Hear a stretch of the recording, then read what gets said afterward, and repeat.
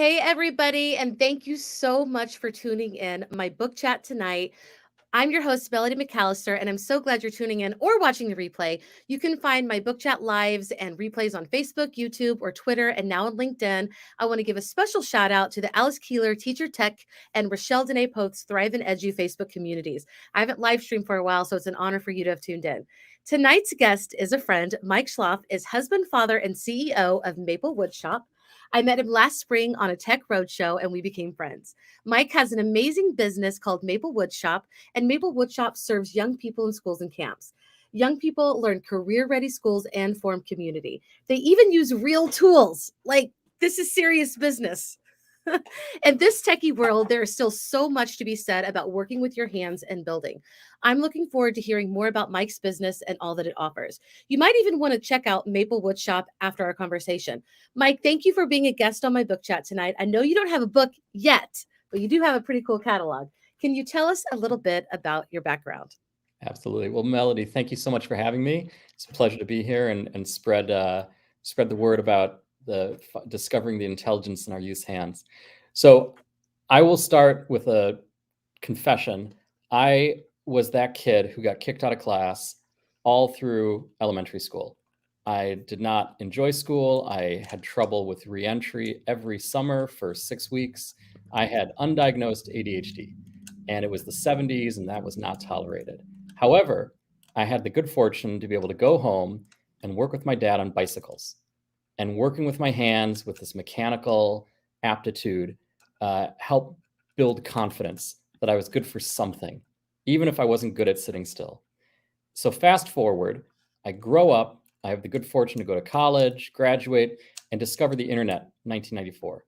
And I became a huge digital optimist. Today, coincidentally, is Google's 25th anniversary. And I remember reading about them when it came out in 1998. So huge digital optimist, and spent a whole career developing digital business models, product management, corporate strategy. But the entire time, I just wanted to go home and tinker, right? So by 2015, I had become a very serious woodworker, just as an outlet, as a hobby. And a friend said, "Hey, do you want to come and volunteer and lead a table working with kids doing woodworking at a maker fair in our town of Maplewood, New Jersey?" I said, "Sure. I've never done that before. I've never worked with kids, but why not?" And I tell you, when I did that, and I have a photo of that first child, and it was an epiphany. I found my life's calling, which was to help. And so our mission of Maplewood Shop, which was born a year later in 2016, is to help all children develop life skills through woodworking. And we achieve that mission not through the use of my hands, but by training, equipping, and supporting regular teachers, not superhero CTE shop teachers, but regular teachers, the gym teacher, the math teacher, the English teacher, to teach and incorporate woodworking into their school work. And now we support over 150 schools and camps nationwide, and help kids not only discover this intelligence in their hands, but help them do early career exploration. I love that. And something that you said that really resonated with me is that you're a techie person too. It's not like it's techie versus non-techie or techie versus woodworking. It all goes together. But it also gives people a different outlet. Like, tech doesn't always work. I mean, you might fall offline or I might fall offline while we talk right now. So I love that you're able to embrace both of those because they can work together. And another thing I love is that, you just talked about people that I know, gym teachers, PE teachers, like music teachers. Like, this is okay. One of my questions is, do you go through that? Do you have to have a background in woodworking to teach a woodworking class? Right, absolutely not. 90% of the people we train have no background in woodworking. So what they do need is something they already have. They're a certified classroom teacher. They know how to run a classroom. They know how to work with students and flex to different students' learning styles. We teach the woodworking, and we have a very scaffolded approach towards that. And we start with social emotional learning, which has dramatically improved safety in our program. We also only use hand tools, no power tools. I invented a workbench, which goes on school tables and enables safe holding of the wood. And then we're very purposeful about starting with small skill building projects and then working up to more elaborate projects, all the way up to furniture making with the same hand tool setup. And so the combination of all those things makes it very safe. It's designed for a classroom. The tool chest closes and locks, takes up like 7 square feet in a classroom. It was literally designed for a New York City classroom. So if it can fit in that space, it can fit in every space. That is so okay. So what is this? So that is a Japanese pole saw called a Ryoba saw. What's brilliant about it is that it cuts on the pull stroke, and that means it uses back muscles. It's also a lot easier to pull a string than push a string. As Melody was holding it close to the camera, some sharp viewers may notice the teeth on the top are small, and those are used for cross-cutting or cutting across the grain, whereas the teeth on the bottom are used for cutting along the grain, rip cutting Oh, lengthwise. wow. And so it's a Wow. 2-in-1 saw, and it's so much easier for kids to use.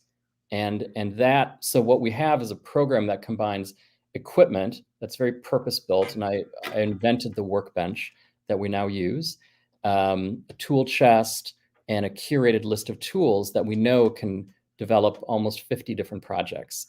Then we provide the lesson plans that go with it, a training that can be done, again, by mere mortals, civilians, if you will, exactly, like you, Melody, and then support. And so everything works together. And then, so you can think of it like a 3-legged stool, where the first leg is the capital investment of the equipment, which is frankly incredibly cheap compared to building out a shop room with Right. dust collection and table saws and all these things. It also has no insurance implication.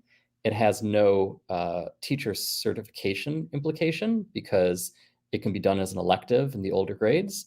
So the first leg of the stool is the equipment. The second leg is the training, the support, and the lesson plans. And the third leg of the stool is the project materials that we ship out pallets of materials to schools nationwide. And our goal is to make the program safe, portable, and easy to implement.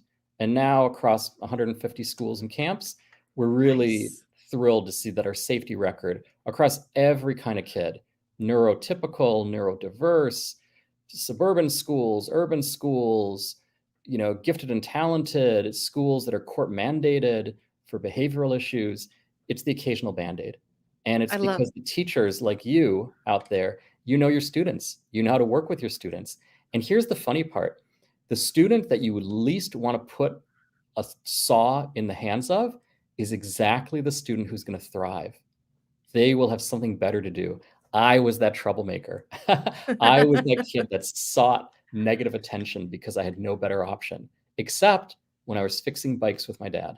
And that deep lesson, me as a 12-year-old, is what I want to pass on. That's what drives me every day, is to help that child who thinks with their hands. Right. They can see things with their fingers, even without their eyes. They have a talent. And in today's world, and again, I'm a techno optimist, although a little on the fence these days, but they have so few options, right? We all know that with screens and with the isolation from COVID and with social media, there's a huge gap. There's so much isolation and depression. And so Right. at a very basic level, we provide a way for people to strive and work and collaborate together, literally build together. And in so doing, build confidence at the individual level and build community together. Okay, you had me at community. I love that because I think that is the most important piece of learning, actually, because we need each other so much. And y'all, I just want to show you, like, these are legit real tools. And I do have the what would you call it? I have like a kit Mhm. here. I have the board that you created. You Yep, the invented that? workbench. Yep. Geez, that's amazing. I mean, I don't even know what this is, Mike, but you're saying even if I don't know and I do know what a hammer is, like you guys, these are legit tools. I don't know what they all are, but I can still teach my students or even my own children this, even if I don't have a background. I love that. You know, what Yep. is this? Oh, so that was a combination square, and they're brilliant. And so they're used for measuring, marking. there's about 12 different ways to use them. They're tremendous. And what that leads to is the program is incredibly good at teaching math skills. Yes. In woodworking, it's that real world application. It's if you don't measure right and measure twice, cut once, all these aphorisms come from truth. And so we're inherently teaching social emotional learning. We're teaching collaboration skills, all these 21st century skills, plus we're teaching math skills. And, Right. We look at the stats and the learning loss from COVID, and especially it exacerbated, disparities that already existed. And so we're really focused on trying to reach the kids who need this the most. But Right. yeah, definitely math skills, real tools. And now I'm proud to say we're endorsed by the Carpenters Union. And Nice. so we create feeder programs so that kids can discover this passion early. And if they choose to be a surgeon, wonderful. If they choose to be a carpenter, wonderful. If they choose to go into the union, wonderful. Everything's wonderful. We're not tracking kids. We are letting kids, we're giving them exposure to different opportunities so they can chart their own paths. And in the high school context with the Carpenters Union, they have a wonderful curriculum, and we've adapted it so that it can work with our hand tool setup. And Nice. and what's nice about that program is that should students that finish it can earn 16 college credits. Oh my They're gosh. available nationwide, even though it's from a New Jersey university. And so they That could is be a so quarter cool. way, right? A quarter way Yeah. through an associate's degree, even before graduating high school. Okay, that is so hopeful, and I think that is amazing. In this day and age, we need a lot of hope, and that is brilliant. Congratulations, because that doesn't just happen overnight. I know that had to be a lot of work on your part. So thank you for doing that. And my colleagues today, I work at a STEAM or a STEM school, and we were talking. Part of the projects that we were doing today involved measuring, and kids really have a stigma. A lot of kids, not all kids. There's a lot of kids that love math, but there's also a lot of kids that feel a stigma with math. And it's one thing to measure on a worksheet and do that inside a class with your teacher right there, but it's another thing to like literally go outside or into a shop and start measuring to do something that you want to do, have a mission, and apply all that you're learning. So kudos. And seriously, you got to check this out. Okay, I meant to do this a few minutes ago, but I'm going to show you were on CBS last year. Yes. All right, tell us about that. So we had the good fortune. John Elliott, CBS2 New York, reached out. He covers small businesses and education and said, "Hey, I'd love to come to your shop and see how you run classes." And I said, "Well, our model is to empower teachers. Let's meet at a school." And so we met at a school in Queens. And what's lovely about this clip is that when you see the teachers, note that one of the teachers is the gym teacher, the other is a math teacher. And in the students that you'll see, some of them are gifted and talented, and some of them are neurodiverse, and you cannot tell the difference. So Awesome. I can't wait. Okay, and I hope that everybody can hear this. Let me know if you can't. I'm going to show it. And I'm also going to what? Okay. Does it look okay on your screen? yes. All right, here we go. I love that. 30 in Queens to check out the return of Woodshop. And he talked with students and teachers, and here they are in their own words. We need, as humans, opportunities to work with our hands together. And this engages students, all students, and especially the hard to reach students, in ways that working on tablets or worksheets can never achieve. I didn't think that in 6th grade I'd be able to be working with wood like this. So having this opportunity, I think is cool. This is so important. It's so different from their normal schooling. The more you do it, the easier it gets. Just like that. Nice angle. They were very tentative and nervous at first. Now they're a little bit more outgoing. They're friendlier. They seem to want to help each other out more. Never give up, because it's going to be hard. You're going to be working hard, but it's going to get easier the more you do it. Looks like you've really got this nailed. Yeah, one more big enough. This is something that the kids need. Cut here, right now we move it up higher.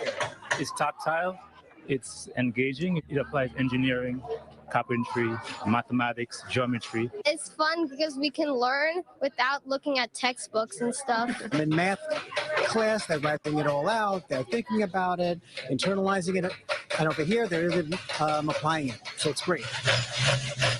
It also increases their executive functioning skills because now they're focusing more and they have to manage their time. Victoria, why is this fun? Because when you saw the wood, it feels so satisfying. It's nice when kids can see things happen in real life. It comes alive for them. Kids can't wait until 11th grade to learn about the benefits of career and technical education. So we're pushed it down into the 6th grade by making it safe, portable, and easy to implement. MapleWoodShop is an East Orange, New Jersey company. They've come up with these brilliant wood shops on wheels, and they have all of the gear that the students need to construct dozens of unique projects. You have to come and see it. You have to feel the excitement in the room. Wood shop is fun! It's something that was missing in the school, and now that it's here, like, the kids just love it.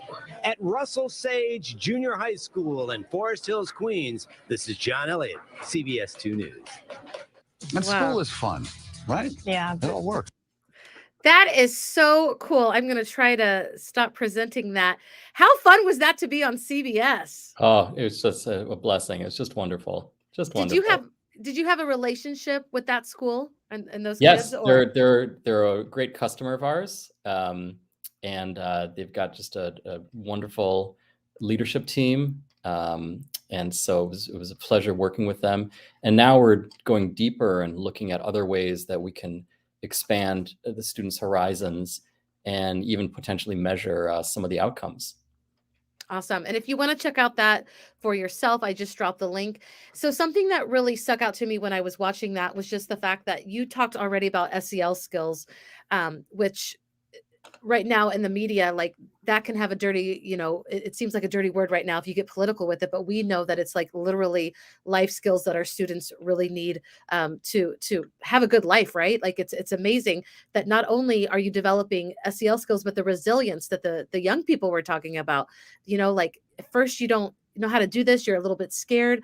I mean, just working through that is so amazing. And something else that I love about it is just the movement. Like, you even talked about it. You weren't one of those students that wanted to sit in your seat all day long. So just giving that movement, and not all places have a lot of PE going on. So you're still getting that time where students get to create, move, talk, form that community. This is just brilliant. And I don't know if you guys saw this, but the workbench that Mike invented was right there. That is so cool. 2 people can work on that bench, right? Right. So they always come in pairs. And so you're always with a partner, right? So we're creating community that way. We put 4 students at a single table, and we even coach on peer mentoring. So the student that's pacing ahead now is responsible for the table. And other students might want to clean up, and other students might want to be in charge of bringing tools back and forth. And so everyone has roles, and everyone has responsibilities, and everyone has accountability. So again, removing the jargon, we teach one of in the background, you can't read it, but the 3rd rule of our safety poster says something will go wrong. How you deal with it is what matters. So to Melody's point, it's resilience. The 4th rule says we're community, help others and ask for help. So for that kid that's pacing ahead and is used to getting into trouble because there's no better option, now they have a better option. They can help their peers. And they're suddenly getting positive attention in the classroom, which could be the first time for them. Or conversely, the student that is afraid to ask for whatever reason, we're giving them permission to speak out. And then we're also talking about being present and mindful of your surroundings, because safety, right? So when we talk to carpenters or other people, it's really about the biggest skills are, can you work with others? Can you show up on time? Can you show up reliably? Can you be present and work hard when you're there? And so these are not political things. These are just good life skills. Right. And so we're really proud to teach those, and in a way that instead of spending money on busing, spend it on this. Right. And you reduce the amount of time the kids are stuck in a seat somewhere, and they can be more active, and then the class after this probably goes better as well. Right. Because they got their movement in and some satisfaction. I love that. And I'm just thinking like absenteeism, which is a huge struggle right now in schools across our country, like that would have to go down. I'm going to ask you in just a second about like the impact that you've seen and that you've had. But I just want to just say again, like this is for every learner. This is for any teacher that wants to put this. You don't have to have a background in woodworking. Your students, they don't have to be like in the gifted and talented. They can be in they can be gifted and talented. They can be in rural, urban, anything. Like this is just such an amazing program. I love that so much. So tell me though, what are like, do you have some stories or statistics about like the impact that Maple Wood Shop and woodworking has had on those that you've served? Absolutely, and thank you for asking. So, our program, people use it for really three reasons. One is STEM, because we can teach design thinking, engineering mindset, iterative progression, everything, right? Help you Hmm. implement those NGSS standards. The next is career exploration. A lot of states have mandates in middle school to explore careers, and instead of worksheets or the occasional video Yes. about a workplace, we can really show them what it's like. And the thing about woodworking is that it underpins everything. So plumbing, electrical, everything has to do with wood in some way. And then just the skills you learn about the measuring and the marking and the visual spatial problem solving is incredibly transferable. So Right. whether you're going into robotics or anything else, my son helped me for years since I started up this program, and now he's a mechanical engineer. So it's really about, it's for every kid. Um, and then the third use case is for special education, Mhm. where it's been a great way for, and we have some different projects that are less about make and take and more about building skill fluency with the goal of creating more independent living. So those are the three kind of categoricals. In terms of stories, there was a girl in New Jersey who was not very engaged with school. She was in like fourth grade. Then she went through our program, and it awakened in her this interest in engineering. And she started doing better in school. And then she applied for middle school to go to a magnet engineering middle school and was accepted. I had another girl who I taught personally back when I was teaching locally, and she went on to do this girls' engineering camp in Pennsylvania. And then I've seen a lot of other students just blossom because it just awakened something in them. And when I talk to kids who I've taught, they still have the projects. And so for all of you out there, when you took shop back in middle school, I bet you still have what you made, or your parents do, Yeah. right? Because it was this lasting reminder of your success. And so you take that and extrapolate, and so more statistically, we've done some surveys with kids, and they talk about developing life skills like feeling powerful and creative and proud and confident, and this is in elementary school students. Then we ask administrators, what benefits have you seen? And 29% talked about better attendance, to your point. Nice. Uh, Yeah. Even in summer school, we had one administrator talk about kids didn't want to go on vacations because they didn't want to miss woodworking, Nice. right? So picture that for your summer school. 71% talked about improved behavior, and 57% of administrators talked about an increased interest in future CTE courses. So Nice. it's a little sad in a way, because what we're doing is something that would not be a business model 20 years ago, 30 Right. years ago, right? When it was just normal, when everyone had shop. But at least here in New Jersey, we estimate 95% of shop programs, especially in the middle schools, are gone. And Wow. so we meet a lot of administrators that have what we call shop regret. They regret getting rid of shop because it served a lot of students for a lot of reasons. And there's a lot of good jobs out there. There's a Right. lot of infrastructure work happening. There's a lot of investment going into the trades. And so why not help kids know that there's paths out there? And especially with the cost of a college education, Right. all these old distinctions between, college bound and not college bound. Well, now it's a real mashup where Right. if a kid who's going to be a carpenter is a quarter of the way through an associate's degree in high school. That's like 5 AP classes, right? Gosh, yeah. And so, and this idea of, oh, smart or not smart, there's just, people are smart in different ways. And so Right. we don't believe in any of those simple, distinctions. It's really about what's best for this kid.